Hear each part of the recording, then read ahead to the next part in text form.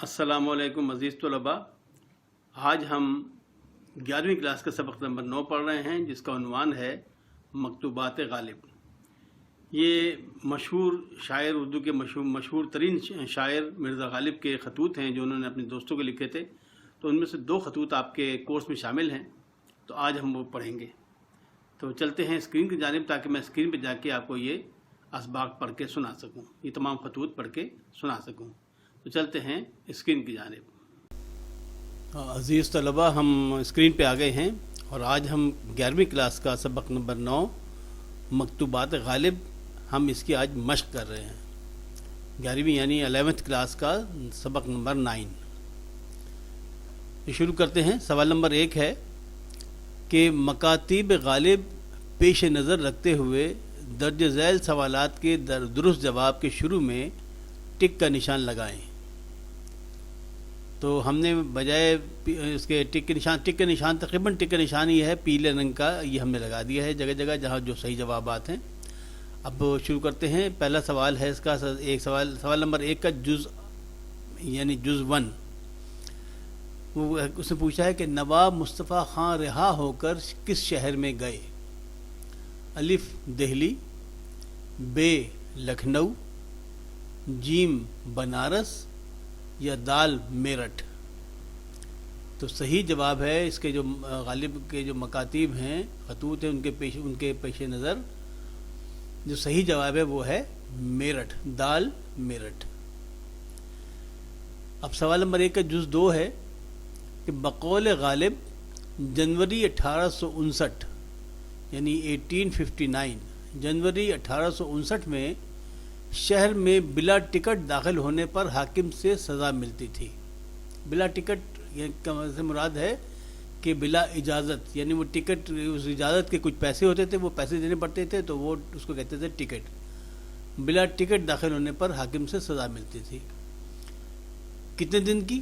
Number الف 8 دن قید، بے 10 دن قید، جیم 12 دن قید یا دال 14 دن قید؟ تو صحیح جواب ہے الف 8 دن قید۔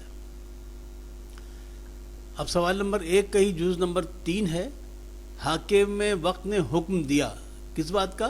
نمبر 1 الف شہر کے مکان ڈھانے کا یعنی مکانوں کو گرانے کا، شہر کے مکانوں کو گرا دینے کا، یا بے شہر سے باہر والے مکان ڈھانے کا، یا جیم شہر سے باہر مکان ڈھانے اور آئندہ ممانعت کا، یعنی ڈھانا اور بعد میں اس کو نہ بنانا، وہاں کچھ نہ بنانا۔ تو اس کا جو صحیح جواب ہے وہ اس کا سوال نمبر 3 کا جز جیم ہے، یعنی شہر سے باہر مکان ڈھانے اور آئندہ ممانعت کا، یہ صحیح جواب ہے۔ اب سوال نمبر 4 ہے۔ سوال نمبر 1 کا جز 4 ہے۔ ہرگوپال تفتہ نے برائے اصلاح غالب کو کیا بھیجا تھا؟ ہرگوپال تفتہ یہ ان کے ایک شاعر تھے، ہرگوپال تھے نام تھا ان کا، اور تفتہ ان کا تخلص تھا۔ ہرگوپال تفتہ نے برائے اصلاح غالب کو کیا بھیجا تھا؟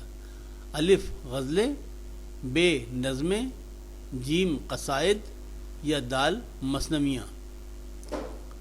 یہ ساری جو ہیں یہ نظم کی قسمیں ہیں، غزلیں، نظمیں، قصائد اور مثنویاں، یہ شاعری کی قسمیں ہیں۔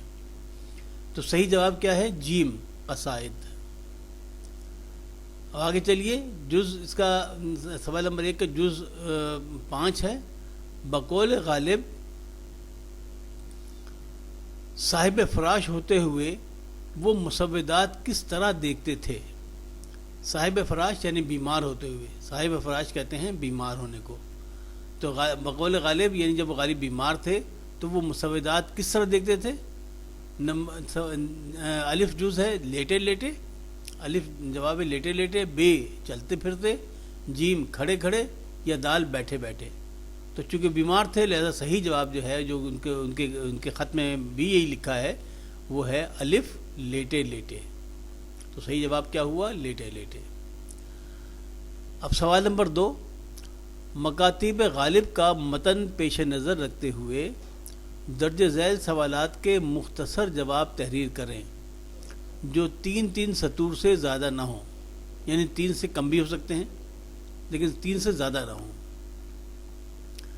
اس میں جز الف ہے. پہلا جز ہے کہ غالب نے میرٹھ کا سفر کیسے طے کیا. میرٹھ ایک ہندوستان میں یعنی ایک شہر ہے، اس کا نام ہے میرٹھ. تو غالب خود رہتے تھے دہلی میں. تو غالب نے میرٹھ کا سفر کیسے طے کیا؟ تو اس کا جواب ہے کہ مرزا غالب نے جب نواب مصطفیٰ خان کی رہائی کا سنا تو وہ ڈاک گاڑی میں بیٹھ کر دلی سے میرٹھ پہنچ گئے اور 4 دن ان کے پاس رہ کر واپس ڈاک گاڑی سے ہی اپنے شہر دلی آ گئے. یہ اس کا جواب ہے. اب اسی سوال نمبر 2 کے جز 2 ہے. نواب مصطفیٰ خان دوست کے ہاں کیوں ٹھہرے؟ اس میں ذکر ہے نا کہ نواب مصطفیٰ خان کیوں ٹھہرے. تو اس کا جواب ہے کہ نواب مصطفیٰ خان دوست کے پاس اس لیے ٹھہرے کہ اگرچہ ان کو قید سے رہائی تو مل گئی تھی، یعنی ان کو 7 سال کی قید دی تھی انگریزوں نے. وہ زمانے میں مسلمانوں پہ بڑی مصیبت آئی ہوئی تھی، کیونکہ مسلمانوں سے ہی انگریزوں نے حکومت چھینی تھی. لہذا ساری جو ظلم و زیادتیاں تھیں وہ مسلمانوں کے ہی خلاف تھیں. مسلمانوں پہ اس زمانے میں بہت سختیاں تھیں.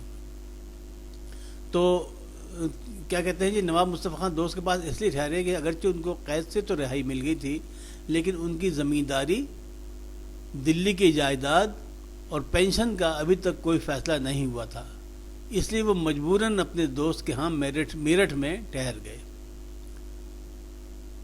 اچھا جی، اب سوال نمبر 2 کا جز 3 ہے کہ 1859 میں حکم حاکم کی بابت غالب نے اپنے شعر میں کیا کہا ہے؟ یعنی 1859 میں غالب نے جو حکم حاکم یعنی حاکم کا جو حکم ہے اس کے بارے میں غالب نے اپنے شعر میں کیا کہا؟ تو اس کا جواب ہے کہ مرزا غالب نے 1859 میں یعنی 1859 میں انگریز حاکم کے حکم کے بارے میں کہا. کیا کہا؟ وہ ایک شعر ہے کہ روز اس شہر میں ایک حکم نیا ہوتا ہے، روز اس شہر میں ایک حکم نیا ہوتا ہے، کچھ سمجھ میں نہیں آتا کہ کیا ہوتا ہے.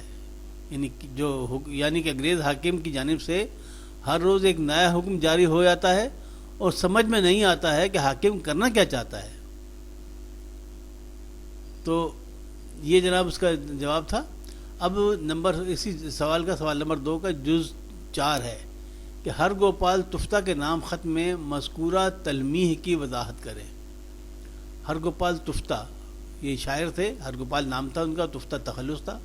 ان کو جو خط لکھا ہے اس میں مذکورہ تلمیح کی وضاحت کریں.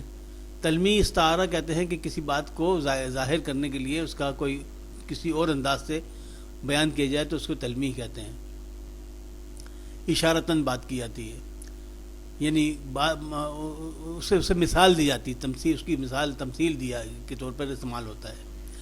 تو اس کا جواب ہے کہ مرزا غالب نے بارش کے دوران مکان کے چاروں جانب بارش کے پانی کی فراوانی اور باہر نہ نکل سکنے کو کشتی نوح کی تلمیح استعمال کر کے یہ بتایا ہے کہ جیسے کشتی نوح سے انسان پانی اترنے کے بعد زمین پر قدم رکھ پائے تھے، اسی طرح غالب بھی 3 ماہ گھر میں قید رہنے کے بعد گھر سے باہر نکل سکے.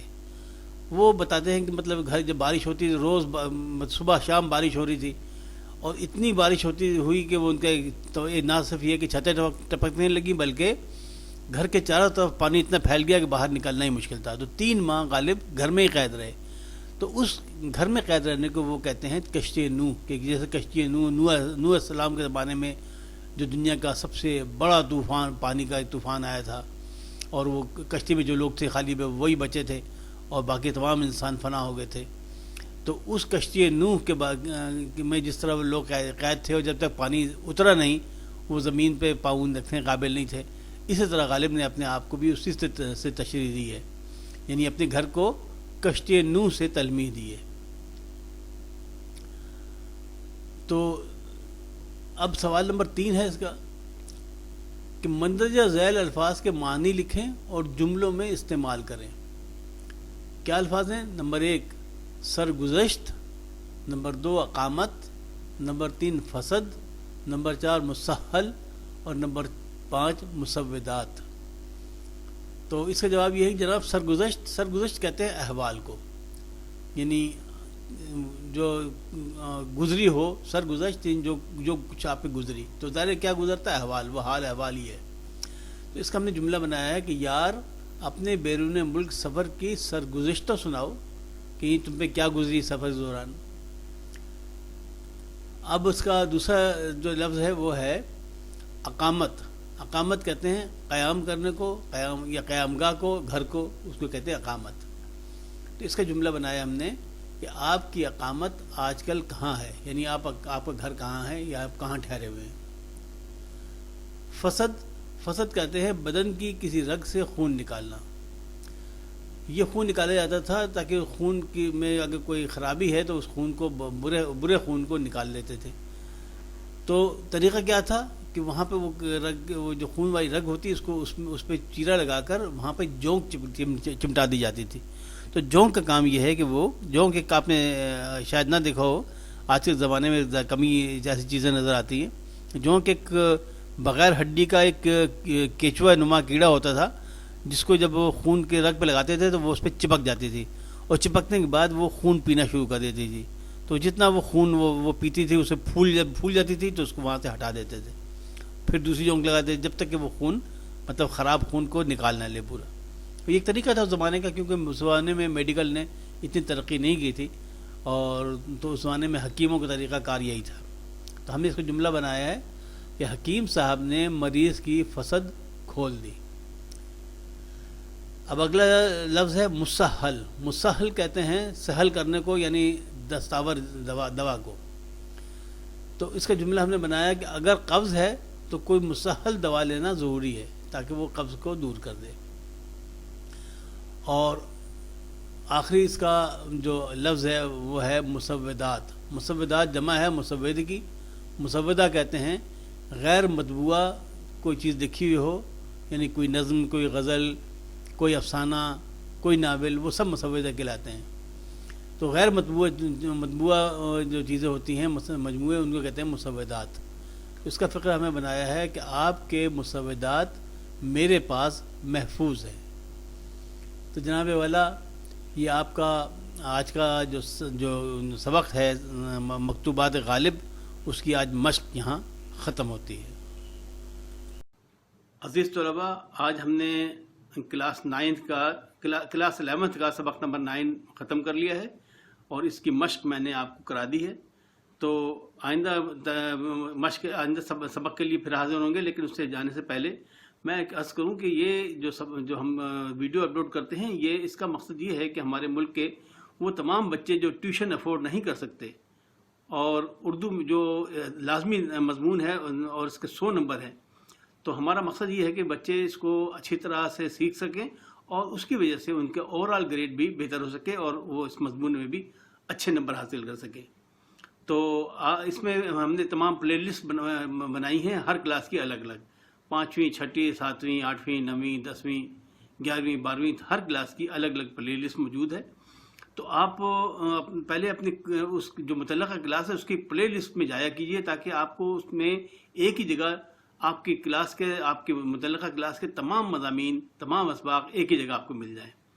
اس کا فائدہ یہ ہوگا کہ اس سے آپ کا ٹائم بچے گا، اور آسانی سے آپ اپنا سبق، جو متعلقہ سبق ہے، جو سبق آپ چاہتے ہیں وہ سبق آسانی سے آپ کو مل جائے گا، تلاش کرنے کی ضرورت پیش نہیں آئے گی.